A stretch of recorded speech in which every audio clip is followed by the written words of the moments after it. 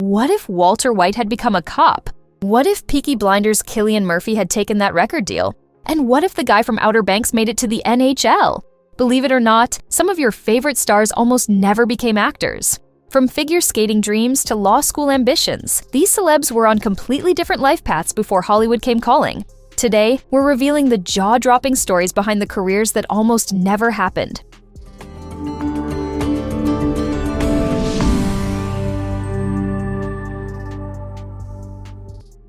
Chase Stokes. Stokes had no aspirations to be an actor when he was growing up.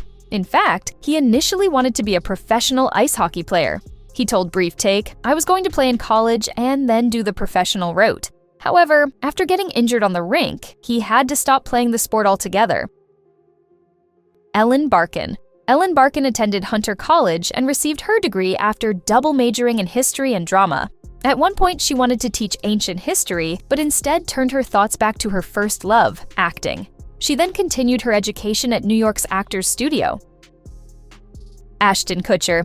Ashton Kutcher lost his scholarships and was expelled from the National Honor Society after a prank in which he broke into his high school. He then attended the University of Iowa to study biochemical engineering, but dropped out at 19 to pursue modeling. In his 2013 Teen Choice Award speech, he said, "The sexiest thing in the entire world is being really smart."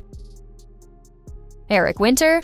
Eric Winter was born on July 17, 1976, in La Mirada, California. He initially pursued a career in medicine. He enrolled at the University of California, Los Angeles, majoring in psychobiology with the intention of attending medical school. During his studies, he began his career in the entertainment industry as a model, securing high-profile campaigns for brands like Tommy Hilfiger. He also appeared alongside Britney Spears in the advertisement for her fragrance, Curious. Bryan Cranston. Bryan Cranston almost had a very different career. When he was younger, he wanted to become a police officer. In an interview with Root magazine, he explained that his brother joined an organization called Police Explorers, which traveled as a group pretty frequently. Having done very little traveling while growing up, Cranston joined as well. After graduating first in his class in the program and finding he had an aptitude for it, he planned to study police science in college and then join the Los Angeles Police Department. However, while he was in college, he discovered acting classes and reevaluated his plans for a very specific reason. He said, "I took an acting class and realized that girls were so much prettier in the acting classes than they were in the police science, and it was like, oh my." Because of that, it threw me for a loop, and I realized I was ambivalent towards my future plans and I didn't know what to do. As we know, acting won out in the end. Austin Butler. With a career dating back to his childhood, boasting roles in Disney and Nickelodeon productions, as well as multiple movie parts, Austin Butler seems to be standing on the cusp of a stellar Hollywood career. But this wasn't always the plan for the California native. As a child, he showed an interest in the arts, teaching himself to play the guitar and piano at a young age. However, his entry into acting came about by chance meeting when he was 10 years old. Speaking to Vanity Fair in 2020, Butler revealed that it was while tagging along when his stepbrother went to LA for a commercial audition that he was asked if he too would like to read for a part. He said, "I don't know what came over me, but I said yes. They handed me a commercial, Oreos or Welch's grape juice or something, and I go up in front of a camera after all these children. I was shaking, but I did it, and that led to me being an extra at 10 years old." After landing a regular job as a background actor on the Nickelodeon show Ned's Declassified School Survival Guide in 2005, he got a manager and started acting seriously. Mikey Madison. Growing up in the San Fernando Valley of Los Angeles, Mikey Madison comes from a family with a strong equestrian background. Both her mother and grandmother were riders. This passion led Madison to homeschool herself from the 7th grade onward, allowing her to dedicate extensive time to her pony and equestrian pursuits.